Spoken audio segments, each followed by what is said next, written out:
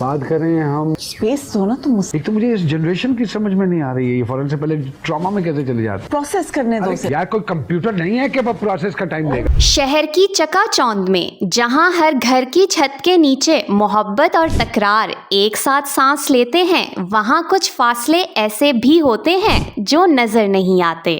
Generation gap جیسے فاصلے. پرورش انہی خاموش دیواروں کی کہانی ہے جن کے اس پار والدین اور بچے ایک دوسرے کو دیکھتے ہیں مگر مکمل سمجھ نہیں پاتے. یہ کہانی ولی اور مایا کی ہے، دو نوجوان جن کے خواب الگ ہیں مگر زندگی کی الجھنیں ایک جیسی.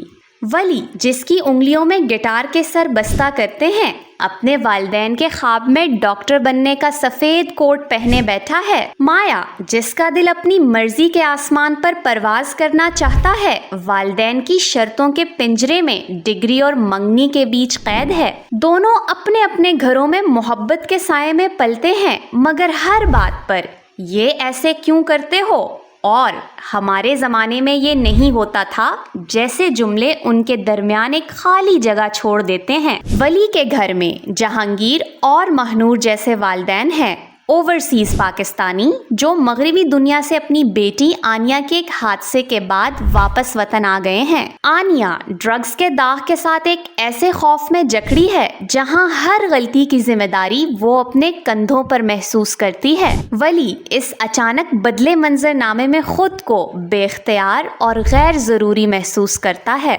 مایا اور ولی کی ملاقات کالج کی گلیوں سے شروع ہو کر پبلک بسوں، ساحل کی سیر، ٹھیلوں کے کھانے اور فون کی راتوں تک جا پہنچتی ہے. ان کے درمیان محبت ہے، کبھی شوخی میں لپٹی، کبھی فکر میں بھیگی، مگر یہ محبت والدین کی نظروں سے اوجھل ہے جیسے ایک راز جو روشنی سے ڈرتا ہو. مصنفہ کرن صدیقی نے کرداروں کی زبان، انداز اور حرکات میں وہی رنگ بھرا ہے جو جینزی کی اصل پہچان ہے. یہی وجہ ہے کہ یہ کہانی صرف ایک ڈرامہ نہیں لگتی بلکہ ناظر کے دل پر گزری ہوئی ایک یاد سی محسوس ہوتی ہے. لیکن ہر کہانی کی طرح اس کے بھی دو چہرے ہیں. کچھ لوگ اسے جینزی کے دل کی آواز کہتے ہیں اور کچھ اسے ضرورت سے زیادہ آزادی اور بغاوت کا بیانیہ مانتے ہیں.